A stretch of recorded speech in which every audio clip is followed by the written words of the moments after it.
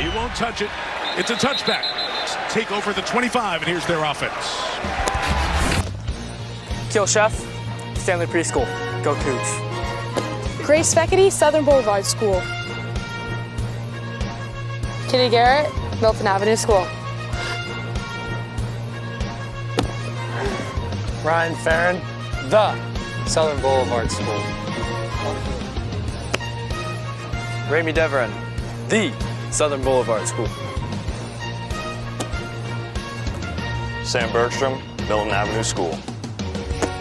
Dylan Scarpelli, Washington Avenue School. Lauren Tracy, Milton Avenue School.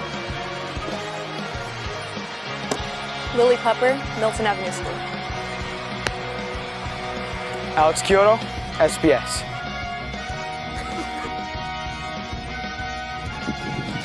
Manitta, Washington Avenue School.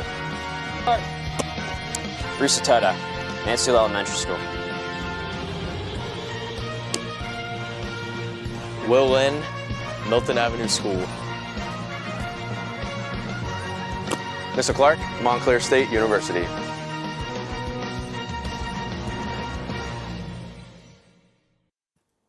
Wow, I've been waiting for this day my whole life. It's finally time for my big debut. Welcome to the part 2 of the season 13 premiere. I'm Manitta, and alongside is my partner, Sheth. Thank you for the introduction, Colin. I couldn't be happier to be by your side for this premiere. Thanks for that, Akil. I think we should just get right into it and skip the small talk. What do you think?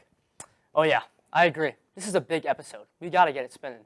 Speaking of spinning, let's start off this episode with a bang, just like our contestants of the Dizzy Waiter Challenge did. Dizzy Waiter, what's that?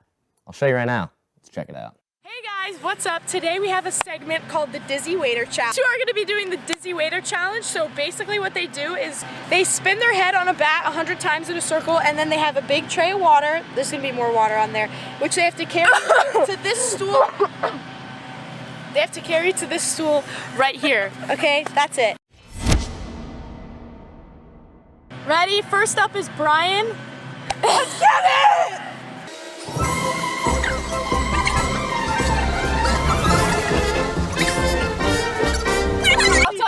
Callahan, come closer to him though. Alright, give it to him now. Oh my God. Now Emily is going.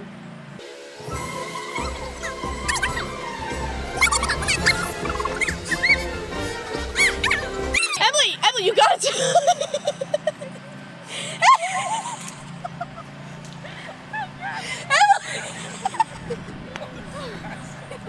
Everything's spinning.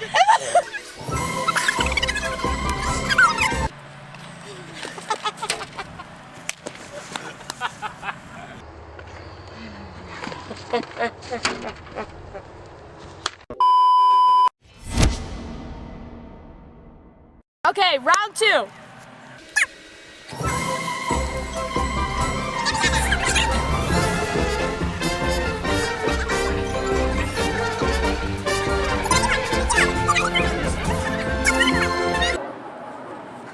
Oh, he's good.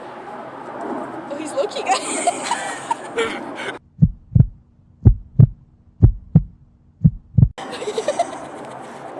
No! Yes. He got it.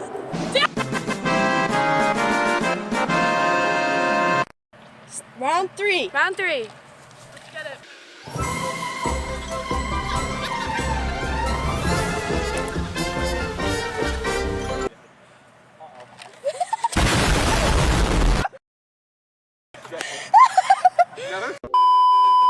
Okay, we have a special guest, Owen Bedell. Yeah, we're ready.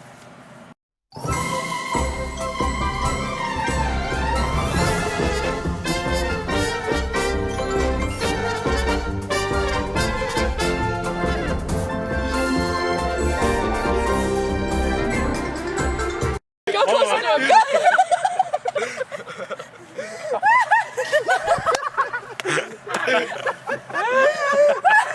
Okay, so our our tray broke, so Brian can't do a round 3, but I mean, I would say Brian won because Emily fell every single time. Brian actually got it on the thing. Yeah, that's pretty much it. Thanks for watching. That was truly entertaining. I don't know about you, Akil, but watching that made me a little dizzy. That segment really got my head spinning. It also got me thinking, I wonder how Emily's doing after her big loss. What do you mean her big loss? Oh, you didn't hear? Emily Feckett was on homecoming court, and spoiler alert, she didn't... Yo, don't spoil it for our viewers, Akil. That's our next segment. Oh, sorry. You're right. Rule number 1 of hosting for the Pulse. Never spoil anything for the viewers. Exactly. Now back to what I was saying about our next segment. Yes, I'm sorry I interrupted. It's okay. Our viewers are about to see quite a lot of interrupting coming from Michael Tedesco. Okay. Let's roll the homecoming clip already. I'm not trying to get canceled on the first episode.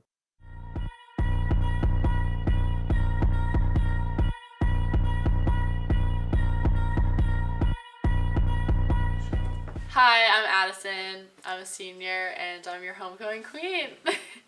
Hi, my name's Michael. My buddies call me Coostron, and I dominated homecoming. Yeah, me too. My biggest inspiration throughout this process was my homecoming king, Michael Tedesco. I'm so happy to be by his side through this whole process, and he just kept me going. When I was like, oh, I'm tired of this, he was like, no, you want to win. So that's what I did. So my biggest inspiration has to be the San Antonio Spurs' newest draft pick, Victor Wembanyama. I think he's really talented. I see a lot of potential. Probably going to be the next GOAT of the NBA. So yeah, there are definitely a lot of haters since we've both been crowned. We get some terrible looks in the hallways. I wave, people don't really wave back.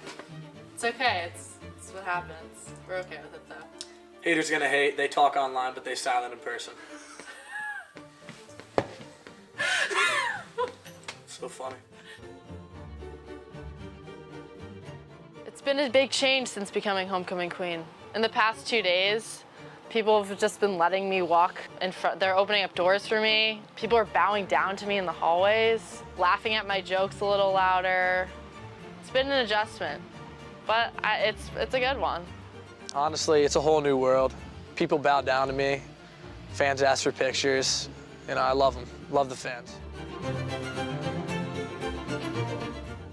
There were definitely a lot of ways I rigged, but the biggest thing was I would dramatically wave to people in the hallways, make eye contact with them, kind of mouth vote for me while walking through the halls. I think that was probably how I won. I did not rig the election. I didn't do anything. I think also one of the main reasons I took home the crown was my fire speech that you can find in the hallways. Really detailed, took me 4 hours, 32 minutes to cook that one up, so definitely a lot of work put in there. Really, really happy with the outcome. Yeah, me too. I feel like I'm super fit for this role. I've been wanting to be Cougar 1 for a while now, so... You were Cougar 2. Okay. Cougar 2. I feel like I'm super fit for Cougar 2. On Addison winning homecoming queen was a little shocked. I mean, I don't really place any bets on who would win the queen. As for me, I was born ready. All I've ever wanted to be was Cougar 1, and taking it home was, as much as it wasn't a shock, I was still, pretty stoked at the news. I mean, as much as I would have been happy for Dante if he won, I feel like, democracy. The people chose me, and I chose the people. Thank you.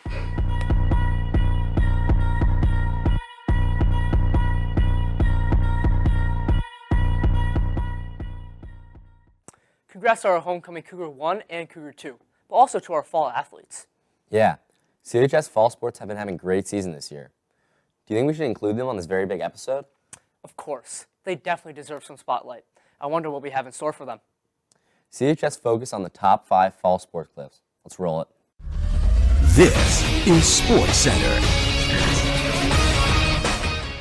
Throughout the fall sports season, we've seen many different highlights and clips that have all been incredible, but these have particularly stood out to us. Here are the top 5 sports clips of the fall season so far. At number 5, we have Julia Kleinley, who puts away the set from Nicole Berry in the Chatham girls volleyball match versus Mount Olive. They later went on to win this match. At number 4, we have the Chatham girls field hockey team, where Kira McManus played a ball to Emmy Chazen with no time left in the fourth quarter. This gave Chatham its 3rd straight county championship and 2-1 victory over Madison in the Morris County final. And at number 3, junior quarterback Will Allen throws a 51-yard pass on the first play of Cougar night to GP Lagunowich. The Chatham Cougars went on to win 28-8 against Randolph that night. And at number 2, who would have guessed, the Chatham girls soccer team with Amanda Thornton's game-winning header from Lauren Tracy's cross. With just 1 minute left, Mandy's header gave Chatham the 4-3 victory over Sparta. And at number 1, you know it and you've seen it. It's a crazy bicycle kick from Jasper Peters from about 10 yards out with a great pass from Brian Giavello. Jasper's 2 goals led Chatham to a 2-1 win against Montville that day. And that will conclude this week's Top 5. I'm Sheth reporting live for the CHS Pulse.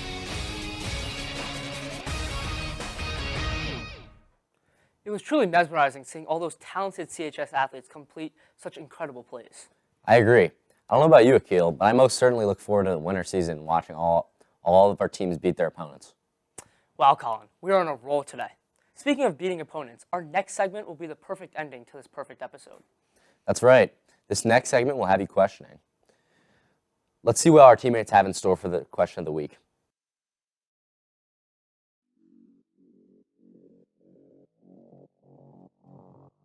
If you could be any fictional character in a fight, who would it be and why? I'm saying One Piece. He's a little small. Him with the 2-piece. He's not going to see it coming. If you could beat any fictional character in a fight, who would it be and why? Jesse Pinkman. Why? Because he's not in his senses most of the times. One fictional character in a fight, who would it be and why? It would probably be Ross from Friends, because why? Number one, he's just annoying, and number 2, like, how do you not stay with Rachel? Like, just nuts, break or no break. If you could beat one fictional character in a fight, who would it be and why? It's gonna have to be someone like Thumbelina, because I don't think I could beat anyone up. Honestly, don't think I could do it. If you could beat one fictional character in a fight, who would it be and why? Mine would definitely be Larry the Lobster.